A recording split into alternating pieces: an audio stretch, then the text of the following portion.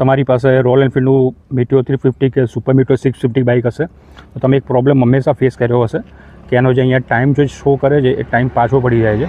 હવે એ time set કેવી રીતે કરો આજે હું તમને બતાવી રહ્યો છું. અત્યારે તમે જોઈ શકો મારા બાઇકના મીટરમાં ટાઈમ બતાવી રહ્યો છે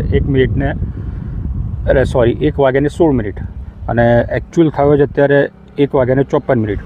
હવે આ ટાઈમ સેટ કેવી રીતે કરો, બહુ ઇઝી વસ્તુ છે. ટાઈમ સેટ કરવા માટે તમે તમારા સ્ટીરિંગ બાર પર તમે જોશો કે અહીંયા આઈ બટન આપેલું છે. તમારે કશું જ કરવાનું નથી, આઈ બટનને લોંગ પ્રેસ કરવાનું છે. તમે લોંગ પ્રેસ કરશો લગભગ 5-7 સેકન્ડ માટે તો તમે જુઓ કે આ જે અવર્સ તો જે બતાવે છે એ બ્લિંકિંગ થવા માંડ્યું છે. હવે એ તમારે જો સેટ કરવું હોય તો તમારે અહીંયા જે આઈ બટન છે એ વારાફરતીવાળા આવી રીતે પ્રેસ કરવાનું છે. તો એમ કરશો તો અહીંયા ટાઈમ અવર્સનું તમે જોઈ શકો કે બદલાય છે. હવે પાછો અત્યારે ટાઈમ બતાવે છે 1 વાગ્યાને 55 મિનિટ. તો આપણે એક ઉપર જઈશું, બરાબર, એ ગોઠવાઈ ગયો. હવે આપણે મિનિટ સેટ કરવી છે તો મિનિટ માટે ફરીથી આઈ બટન આપણે લોંગ પ્રેસ કરીશું, બરાબર છે. લોંગ પ્રેસ કરશો એટલે જો હવે મિનિટ બ્લિંકિંગ થવા માંડ્યું. એ જ પ્રમાણે અહીંયા આઈ બટન આવી રીતે પ્રેસ કરતા રહેશો તો ત્યાં તમારી આ મિનિટ ચેન્જ થતી રહેશે, બરાબર. હવે અત્યારે ટાઈમ જે બતાવી રહ્યો છે 1 વાગ્યાને 56 મિનિટ. તો હવે એમ કરતાં આપણે મિનિટને 56 સુધી લાવવાની છે.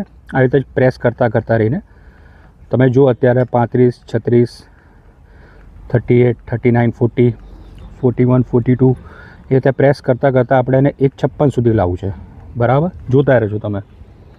હું આવી રીતે અહીંયા પ્રેસ કરતો રહું છું, આવી રીતે પ્રેસ કરું છું અને અહીંયા ટાઈમ 1:55 આ 1:56 થઈ ગયો, બરાબર. હવે આપણે AM કે PM સેટ કરવું છે તો એના માટે પાછું આપણે આઈ બટનને લોંગ પ્રેસ કરીશું. લોંગ પ્રેસ કરશું અહીંયા મિનિટ બ્લિંકિંગ થતી બંધ થઈ જશે અને AM PM બ્લિંક થશે. અત્યારે બપોરના 1 વાગ્યાને 56 મિનિટ થયા છે એટલે PM છે. હવે પ્રેસ કરશું એક વખત તો AM થઈ જશે, પણ આપણે PM રાખવાનું છે. એટલે ફરી વખત PM પર પ્રેસ કરશો, ફરી વખત આઈ બટન પ્રેસ કરશો તો PM થઈ જશે. બસ પછી રીતે લોંગ પ્રેસ કરી રાખશો એટલે તમારો ટાઈમ સેટ થઈ જશે. આને તમારે ઓડોમીટરનું જે મેઇન જે કિલોમીટર્સ બતાવે છે એના પર જ રાખવું પડશે. જો તમે ટ્રીપ A કે ટ્રીપ B સેટ કર્યું હશે અને લોંગ પ્રેસ કરશો તો તમારે ટ્રીપ A 0 થઈ જશે. એટલે હંમેશા યાદ રાખો ઓડો પર જે એકચ્યુઅલ કિલોમીટર્સ બતાવે 435 જે રીતે બતાવે છે આમાં એના પર જ રાખવું પડશે તમારે. Thank you.